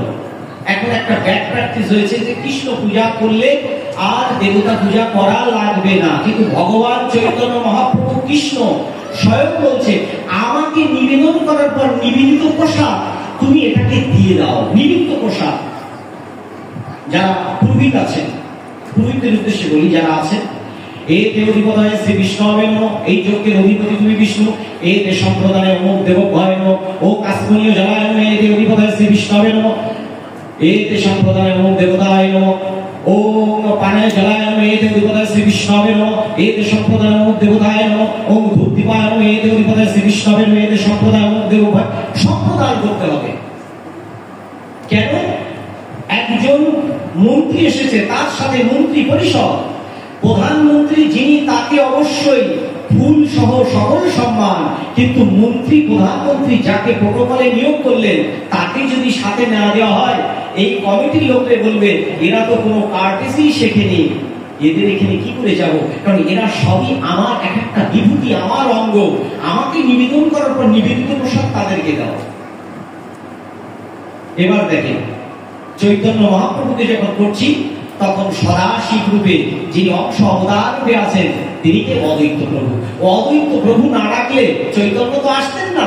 তাই আমি যখন পঞ্চ উপাচারে পূজা করছি তখন কিন্তু আলটিমেটলি আমি তাকে করছি। আমি নিজেও জানি না শ্রীতত্ত্বের মধ্যে কি আছে গদাধর। আমাদের দরকার, এই জন্য দরকার হচ্ছে এক নিগুড় তত্ত্ব, নিগুড় তত্ত্বের জ্ঞান দরকার, মহাপ্রভুর দর্শনটা দরকার, ভগবান শ্রীকৃষ্ণের দর্শনটা দরকার। তাহলে আমাদের জগতের কলুষমুক্ত হব, আমরা জগতের সাম্যে স্থিত হতে পারবো। কারণ ধর্ম সেটাই, সাম্যই ধর্ম, সম্প্রীতি ধর্ম, কল্যাণী ধর্ম, ঐক্যই ধর্ম, প্রেমই ধর্ম, একতাই ধর্ম। সত্যের সবচেয়ে বড় বল ছিল কি জানেন? জ্ঞান। ত্রেতা সবচেয়ে বড় বল ছিল যজ্ঞ, তারপরে সবচেয়ে বড় বল ছিল যুদ্ধ বিগ্রহ পূজা আদি, আর কলির সবচেয়ে বড় বল হচ্ছে একতা। যাদের মধ্যে একতা আছে বল, যাদের মধ্যে একতা আছে, যে জাতি যে সম্প্রদায়, যারা ইউনাইটেড তারাই শক্তিশালী, যারা ইউনাইটেড না তারা শক্তিশালী না। আজকে আমাদের মধ্যে কেন ইউনিটি থাকবে না? হাতের 5টি আঙুল, এটি কখনো একরকম হবে না। একটি খাটো, একটি বড়, একটি তার চেয়ে ছোট, কিন্তু মনে করতে হবে এটা এক করলে হবে, ইটস এ পাওয়ার, এটা এক করতে হবে।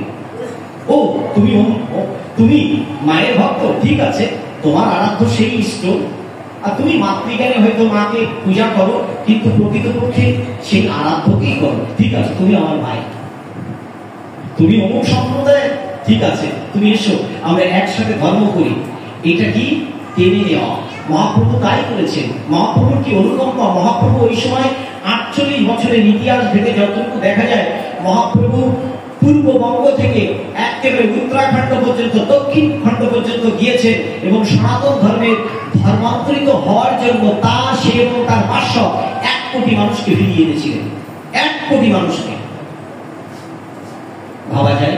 আর এখন ঘরে ঘরে সনাতনী চর্চা হয়, ঘরে ঘরে গীতা পাঠ হয়, ঘরে ঘরে ভাগবত পাঠ হয়, ঘরে ঘরে কিছু হচ্ছে, কিন্তু সনাতনী ধর্মে যারা পাইপ লাইনে আছে তারা ধর্মান্তরিত হচ্ছে, নাস্তিক হয়ে যাচ্ছে, ধর্মপথে আসতে যাচ্ছে না। তার মানে বুঝতে হবে আমাদের ভিতরেই হয়তো অজ্ঞানতা, আমার ভিতরেই হয়তো কুহুমুন্ড জ্ঞান, যার কারণে আমরা সমাজ সংস্কার করতে পারছি না। মহাপ্রভু এসেছিলেন সমাজ সংস্কার হিসেবে, কৃষ্ণ তো এসেছিলেন সমাজ সংস্কার হিসেবে, রামচন্দ্র এসেছিলেন সমাজকে পরিবর্তন করার জন্য। আপনি দেখেন স্বামী বিবেকানন্দ গিয়েছিলেন বিদেশে, ডক্টর মহানব্রত ব্রহ্মচারী গিয়েছিলেন বিদেশে, তারপর প্রভুপাদ বিদেশে যেতে যেতে 3 বার স্ট্রোক করলেন, তিনি গেলেন বিদেশে। দেখেন কি সংগ্রাম তারা জগতের লোককল্যাণের জন্য করে গেছেন, আমাদেরও করতে হবে। আমরা সম্প্রীতি করব, আমাদের পরবর্তী যারা প্রজন্ম সেই প্রজন্মের জন্য কিছু একটা করে যাব। কারণ একটি কথা আছে, জন্মেছি যখন ধরনের মুখে দাগ রেখে যা, আমি কি এমন দাগ রেখে গেলাম, কিছুই তো রাখতে পারিনি। তাই আমাদের উচিত হবে যে আমরা সকলে মিলে একসাথে ধর্ম করব। আর এই ধর্মটা সবচেয়ে বড় ধর্ম। হরে কৃষ্ণ। সবচেয়ে বড় ধর্ম কি? ভগবানকে আমরা ডাকবো। ভগবানের ডাকার পাশাপাশি আমাদের এই সোসাইটি ডেভেলপের জন্য কিছু কাজ করতে হবে। কি কি কাজ? যারা আমাদের সন্তান আছে, যারা আমাদের সন্তান, ছেলে মেয়ে, এই ছেলে মেয়েদের সবচেয়ে বড় ধর্ম কোনটা? পিতাকে সেবা করা, পিতাকে ভক্তি করা, মাকে ভক্তি করা। পিতা মাতাকে ভক্তি করি না, কিন্তু আমি সবসময় গোবিন্দ গোবিন্দকে ডাকি, গোবিন্দকে পাওয়া যাবে না। শাস্ত্রে বলছে পিতা সর্ব পিতা ধর্ম পিতা হি পরমন্তপ পিতরি বিধিমাপন্নে প্রিয়ন্তে সর্বদেবতা।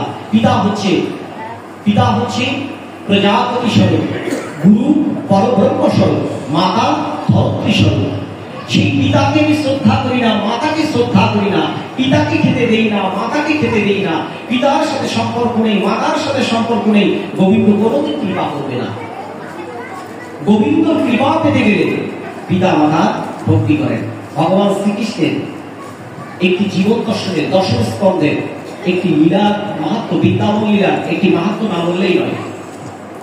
কারণ আপনাদের গল্প উপাখ্যান না করলে আমার অনেকে ভালো লাগে না, যে শুধু শাস্ত্র কথা বলে একটু গল্প বলে না, আর গল্প না করলে আমার ভালো লাগে না। মাতাজিদের বাবাজিদের হয়তো ভালো লাগে, বলতে পারে যে একটু গল্প হয়নি কেন? কারণ আমরা গল্প শুনতে শুনতে এত বেশি অভ্যস্ত হয়ে গেছি ছোটবেলা থেকে, গল্প না করলে ভালো লাগে না। ভগবান শ্রীকৃষ্ণ বয়স যখন 3.5 থেকে 4, তখন নন্দালয়ে নন্দ মহারাজ সকলকে দায়িত্ব দিয়েছেন। তখন আদু আদু কণ্ঠে ভগবান শ্রীকৃষ্ণ নন্দ মহারাজের কাছে গিয়ে বলছেন, বাবা আমাকে কোনো কাজ দেবে না? তখন নন্দ মহারাজ বলছে, কানাই তোকে আমি কি দেবো? তখন তো কৃষ্ণ হয়নি, কানাই। তখন বলছে, তোকে আমি কি কাজ দেবো? বলছে, বাবা তোমার আমাকে একটা কাজ দাও। বলছে, আমার গোশালায় 2টি খড়ম আছে, ওই খড়ম দুটি তুই নিয়ে আয়। ভগবান শ্রীকৃষ্ণ কি করেছিলেন? 1 পা 2 পা করে হেঁটে খড়ম 2টি নিয়ে ভগবান মস্তকে রাখলেন। উপর দিয়ে গোচনা গোবর সব ভগবানের গা দিয়ে প্রবাহিত হলো। উপর থেকে দেবতারা পুষ্প বৃষ্টি বর্ষণ করলেন। আমরা কি শিখলাম? পালক পিতার প্রতি কি শ্রদ্ধা, কি বিনম্রতা ভগবান তার লোক শিক্ষার জন্য দেখে গেলেন। অর্জুন জিজ্ঞেস করছেন, প্রভু তুমি কেন আসো এই জগতে? বলছে, শোনো, এই পৃথিবীতে কোনো কিছু প্রাপ্ত নেই, কোনো কিছু অপ্রাপ্ত নেই, তদুপরি আমি কর্ম করি। তুমি কেন কর্ম করো? আমি কর্ম করি লোকশিক্ষার জন্য, লোকশিক্ষার জন্য, যাহাতে আমার এই শিক্ষা থেকে মানুষ যাতে শিখতে পারে। আর মহাপ্রভু কি বললেন? নিজে আচরিত ধর্ম অপরে শেখায়। একই কথা, আচরণ শিক্ষা। 12 বছর বয়সে কংসের কারাগার থেকে কংস, চাণূর, অকাসুর, বকাসুর সকলকে নিধন করে যখন মাকে, উগ্রসেনকে, পিতাকে উদ্ধার করলেন, মা দেবকী সেদিন ভগবান শ্রীকৃষ্ণকে একটি কথা জিজ্ঞেস করেছিলেন, আমি তো জানি তুমি স্বয়ং আদি নারায়ণ, তা তুমি যদি সে আদি নারায়ণ হও, সে গোলক থেকে আসো, তুমি স্বয়ং আসা সত্ত্বেও আমার 12 বছর কেন কারাগারে থাকতে হলো? মায়ের চরণ যুগল ধরে ভগবান কি করেছিলেন? কেঁদেছিলেন, মা তুমি ক্ষমা করো, তুমি আমাকে কৃপা করো। জগতের মানুষ তারপরেও আমরা শিখলাম না। পিতার প্রতি বিনম্রতা, মায়ের প্রতি শ্রদ্ধা ভগবান শ্রীকৃষ্ণ শিখিয়ে গেছেন তার জীবন দর্শনে। ভগবান রামচন্দ্রের রামচরিত মানস, বাল্মীকি রামায়ণ, কীর্তিবাসের রামায়ণ, শান্তি কাণ্ড পড়লেই বুঝতে পারবেন ভগবান রামচন্দ্রের কি বিনম্রতা, কি শ্রদ্ধা।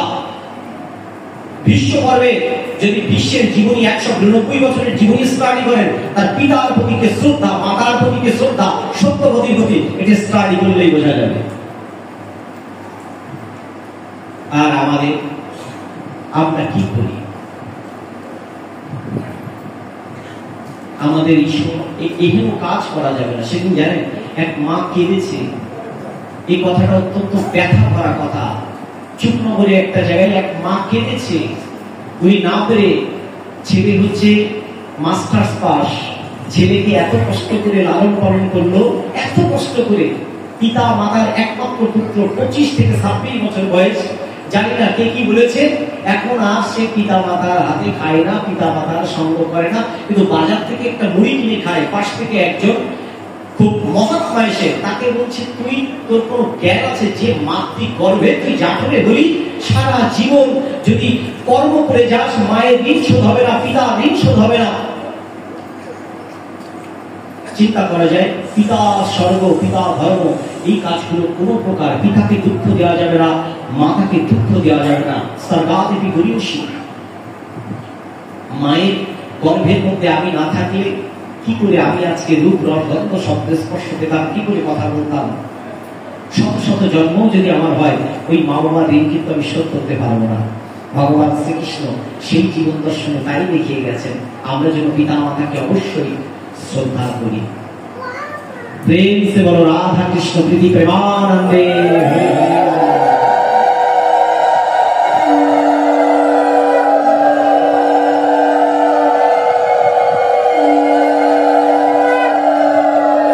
আজ যারা আপনারা সধবা নারী আছেন, সধবা যারা বিবাহিত নারী, এই বিবাহিত নারীদের সবচেয়ে বড় ধর্ম কোনটি?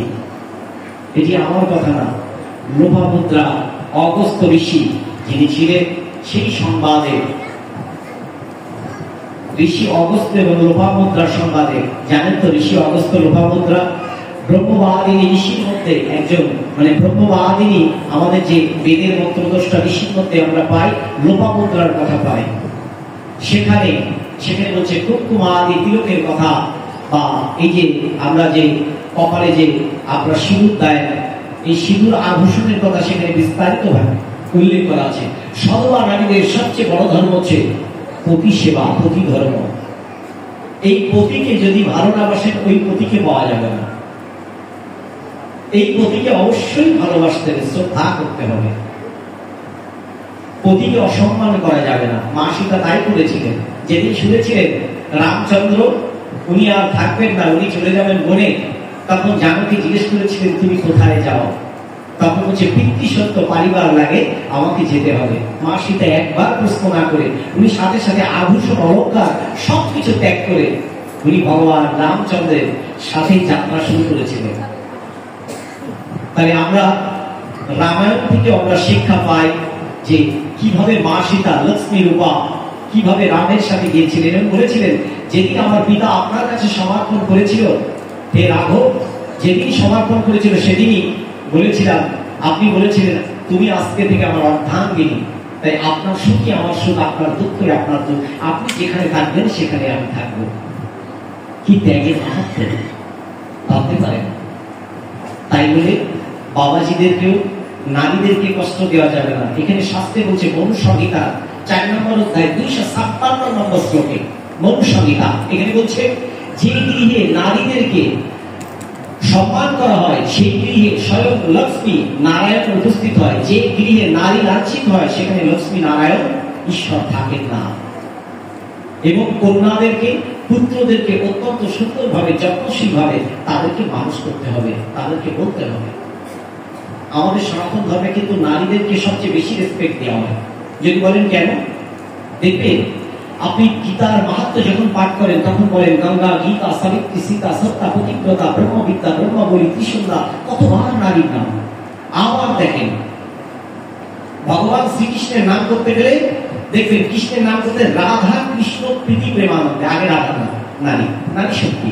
যদিও কৃষ্ণ প্রকৃতি মূর্তি ধারণ করলেন, কৃষ্ণই হলেন, তার বামাঙ্গ থেকে নিজেই হলেন, কিন্তু নারী শক্তি দিলেন। আপনি প্রত্যেকটি জায়গায় গঙ্গার ঘাটে যখন আপনি 7টি ঘটের জল কালকে তো বরণ করবেন, দেখবেন নারীরা করবে। মাতৃপূজা হলে আগে নারীদেরকে অধিকার দেওয়া হয়, প্রত্যেকটি জায়গায় নারীদের অধিকার, নারী ছাড়া হবে না। তাহলে আপনাদের এত বড় অধিকার দিয়েছে, তাহলে আপনাদের কেমন করে যত্নশীল হতে হবে। তাই যে সকল মায়েরা যখন বাচ্চা গর্ভে আসবে, এই বাচ্চা গর্ভে থাকা অবস্থায় সেই সকল মায়েদের অত্যন্ত সংযত হতে হবে। তারা যেন আগামী দিনের ভক্ত প্রহ্লাদ হয়, আগামী দিনের সুখদেব গোস্বামী হয়, আগামী দিনের মতো ধ্রুব মহারাজ হয়, তারা যেন এমন হয়। ভক্ত প্রহ্লাদ যখন মায়ের গর্ভে এসেছিলেন তখন কায়াধু হিরণ্যকশিপুর গিয়েছে কনসেন্ট্রেশনে, দেবর্ষি নারদ তাকে ভাগবতম শুনিয়েছিলেন, জ্ঞান শুনিয়েছিলেন, ব্রহ্মতত্ত্বের জ্ঞান। আর কায়াধু, মা কায়াধু শুনেছিলেন, আর ভক্ত প্রহ্লাদ মায়ের গর্ভ থেকে সেই ব্রহ্মতত্ত্বের জ্ঞান 5 বছর মানে পেটে মাতৃজাতনের মধ্যে সবই শ্রবণ করেছিলেন। তার পৃথিবীতে ভূমিষ্ঠ হয়ে তিনি কিন্তু হরির কথা বলতেন। তাই যেসব মায়েদের গর্ভে সেই ব্রহ্মবীজ সন্তান যখন আসবে, অবশ্যই গীতা ভাগবত বেশি বেশি করে পড়বেন। যদি পড়তে না পারেন, যিনি পড়েন তার কথা শ্রবণ করবেন। যদি সেখানেও শ্রবণের কিছু না থাকে, অন্তত গীতা ভাগবতে স্পর্শ করে, এখন তো ইউটিউব চ্যানেল আছে বা বিভিন্ন জায়গায়, এটি কানে দিয়ে অন্তত শুনবেন। এই হরি কথা শ্রবণ করলেও আপনার চেতনা শুদ্ধ হবে। তাহলেই আগামী দিনের সেই ব্রহ্মবীজ যে সন্তানগুলো বায়ুভূত অবস্থায় আছে, ওই মাতৃগর্ভ খোঁজার তারা চেষ্টা করছে, তারা আসবে। তারা জগৎকে কল্যাণের জন্য তারা ছটফট করছে, আমি কোথায় যাব, কোন মাতৃগর্ভে যাব, কে আমার ধারণ করবে। বিগত 100 বছরের মধ্যে মহাত্মাদের সন্ধান পাওয়া যায় না, তারা কি নেই? আছে।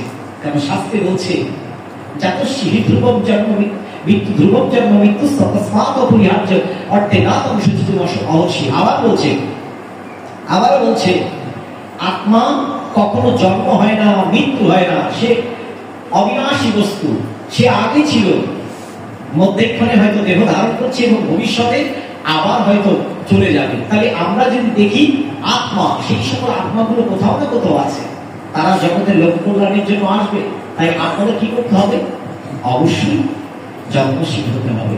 আপনারা চেষ্টা করবেন যাতে আপনাদের সন্তানদেরকে সুশিক্ষা দেবেন, চেষ্টা করবেন তারা যেন কোনো বাড়িতে গুরু মহারাজ গেলে একটু প্রণাম করে, একটু ব্রাহ্মণ গেলে প্রণাম করে, একটু বৈষ্ণব গেলে একটু প্রণাম করে, একটু বাড়িতে তুলসী বৃক্ষ, এখন আমাদের চলছে বিশ্বব্রত মাস, বাড়িতে এই তুলসী বৃক্ষের জন্য একটু জলদান করে। কারণ তুলসী বৃক্ষে জলদান করলে পূর্ণ হয়। যদিও আমাদের শাস্ত্র বলছে পূর্ণ হয়, সায়েন্টিফিক ব্যাখ্যায় এর মাহাত্ম্য অত্যন্ত গুরুত্বপূর্ণ, এটি না বললেই নয়। এই তুলসী এমন একটি বৃক্ষ, আমার জানা মতে অথর্ববেদে বলছে পৃথিবীতে এমন একটি বৃক্ষ তুলসী বৃক্ষ যেটা দিন এবং রাত্রে 2টি টাইম অক্সিজেন ছাড়ে, অন্য কোনো বৃক্ষ ছাড়ে কিনা আমার জানা নেই। দিন এবং রাত্রে একটি আম বৃক্ষ, একটি জাম বৃক্ষ যে পরিমাণ অক্সিজেন প্রদান করে, একটি 2 থেকে 3 বছরের তুলসী বৃক্ষ তার চেয়ে 50 গুণ বেশি অক্সিজেন প্রদান করে। একটি তুলসী বৃক্ষের মধ্যে 64 প্রকার ব্যাধির নিরাময় রয়েছে। এই তুলসী বৃক্ষ আরেকটি বড় জিনিস, যদি বাড়িতে কোনো বাস্তু দোষ হয়, মানে বাড়িতে আগামীকাল কোনো মৃত্যু সংবাদ বা অন্য কোনো যদি পীড়া হয়, তা এই তুলসী বৃক্ষের প্রথমে ডাল শুকিয়ে যায়, পাতা শুকিয়ে যায়, ওই তুলসী বৃক্ষটা জীবন দিয়ে আপনাকে সিগন্যাল প্রোভাইড করে, বি কেয়ারফুল, অ্যালার্ট, আপনি এখন কনসাস হন, আপনি চেষ্টা করুন যে যাতে আপনার কিন্তু বাড়িতে কোনো একটি পীড়া হতে যাচ্ছে। তাহলে এমন একটি বৃক্ষকে আমি যদি জল না দান করি, আমি অকৃতজ্ঞ হব। এমন একটি বৃক্ষের কণ্ঠে যদি মালাহার হিসেবে আমি রাখি, সেটাও আমার জন্য একটি পরম পাওয়া। এই জন্যই সায়েন্সের ব্যাখ্যা বলেন, আধ্যাত্মিক ব্যাখ্যা বলেন, ধর্মীয় চেতা বলেন প্রত্যেকটি মানুষের তুলসী বৃক্ষে জল দেওয়া উচিত এবং তুলসী কাঠটা অন্তত কণ্ঠে ধারণ করা উচিত। আমরা করবো তো মা? কারণ এটি করিলে কি হবে, আপনার অ্যালার্জি, যাদের অ্যালার্জি সমস্যা আছে এটা থেকেও নিরাময় হয় কিছুটা।